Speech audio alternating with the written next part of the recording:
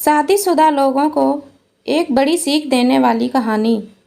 पत्नी ने न जाने क्या किया था कि पति ने उसे एक के बाद एक कई थप्पड़ जड़ दिए।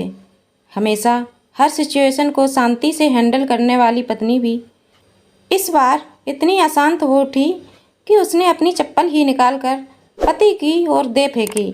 चप्पल पति के बालों को छूते हुए निकल गई। ये किस्सा यहीं पर ख़त्म हो सकता था, मगर पति ने इसे अपनी मर्दानगी का विषय बना लिया और बात बद से बदतर होती चली गई। रिश्तेदारों ने भी आग में घी का काम किया। किसी ने कहा, जो औरत अपने पति को चप्पल से मार सकती है वो ना ही तो वफादार हो सकती है और ना ही पतिव्रता। ऐसी औरत परिवार ही नहीं पूरे समाज पर कलंक की तरह है। बीवी के पक्ष वाले कहाँ पीछे रहने वाले थे। किसी ने कहा, 21 की सदी में जो भी स्त्री के साथ मारपीट करते हैं उन्हें तो जेल भेज देना चाहिए। तो कोई कहता, ज़रूर उसको कोई और पसंद आ गई होगी, इसीलिए अब पत्नी से मारपीट करने लगा है। बात कोर्ट तक पहुंच गई। दोनों पक्षों ने एक दूसरे के खिलाफ केस फाइल किया। पति ने चरित्रहीन होने का तो पत्नी ने दहेज और शारीरिक उत्पीड़न का आरोप लगाया। 2 वर्षों से अधिक समय के लिए केस चला था। इन 2 वर्षों के दौरान दोनों पति पत्नी अलग रहे थे। इन 2 वर्षों के दौरान दोनों पक्षों के समर्थकों की संख्या कम हो गई थी। पहले जहां दोनों पक्षों में समर्थकों का समूह होता था, अब गिने चुने लोग रह गए थे। पति और पत्नी दोनों की आर्थिक स्थिति भी इस समय के दौरान नीचे गिर चुकी थी। जिन्हें वो अपना शुभचिंतक समझ रहे थे, पैसों की बात आते ही उन्होंने भी अपना पल्ला झाड़ लिया था। अगर कोई देने को राजी भी हुआ तो मोटे ब्याज की शर्त पर। आखिरकार वही हुआ जो सब चाहते थे, डाइवोर्स। हर कोई खुश था, दोनों पक्षों के रिश्तेदार, उनके माता पिता और दोनों के वकील। लेकिन 5 साल की सुखद शादी और एक सुंदर बेटी होने के बाद मिले इस डाइवोर्स से पत्नी मूक थी और पति शांत। शायद ये एक इत्तेफाक ही था कि इस खुशी को मनाने के लिए दोनों पक्ष के लोग एक ही चाय की टपरी पर बैठे थे, आमने सामने। इत्तेफाक इसीलिए क्योंकि ज़्यादातर लोग जो एक दूसरे के विरोध पक्ष का सपोर्ट कर रहे थे, वे एक दूसरे को अच्छे से जानते भी नहीं थे। पति पत्नी भी इन सभी से दूर एक दूसरे के सामने मेज़ पर बैठे। पत्नी ने पति से कहा, अब तो खुश होंगे ना? तुम्हारे मन की जो हुई मुबारक हो, तुम भी तो आज जीत गई हो।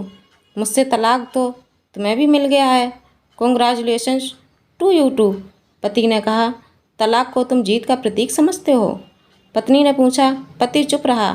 थोड़ी देर की शांति के बाद पति ने कहा, मुझे तुम्हें 5 लाख रुपए अभी और हर महीने 8,000 देने का आदेश हुआ है। अभी मेरे पास पैसे नहीं हैं, इसलिए हमारा मतलब मेरा जो सिटी में फ्लैट है उसे तुम्हारे नाम कर देता हूँ। पत्नी बोली, लेकिन उस फ्लैट की कीमत तो 18 लाख की है।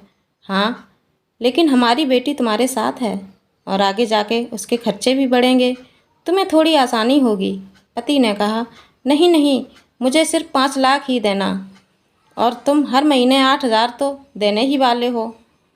मैं मैनेज कर लूँगी। अगर 5 लाख नहीं तब भी कोई बात नहीं। पत्नी बोली। दोनों फिर से शांत हो गए। पति सोचने लगा, कितनी भोली और समझदार है ये औरत, जो कुछ समय पहले मेरी पत्नी थी और अब अनजान। ये वही है जो कम से कम खर्चे में घर चलाती थी और पैसे बचाकर मेरे जन्मदिन और बर्थडे पर हमेशा मेरे लिए नए कपड़े खरीद लाती थी। कभी बीमार भी हो जाती तो पैसे बचाने के लिए मुझे मालूम ना होने देती और घरेलू नुस्खों से अपना इलाज कर लेती। मगर घर में कोई और बीमार होता तो तुरंत डॉक्टर के पास लेकर जाती। मेरी ही मति मारी गई थी। मैं ही अपनी झूठी मर्दानगी के चक्कर में इतनी बड़ी गलती कर बैठा।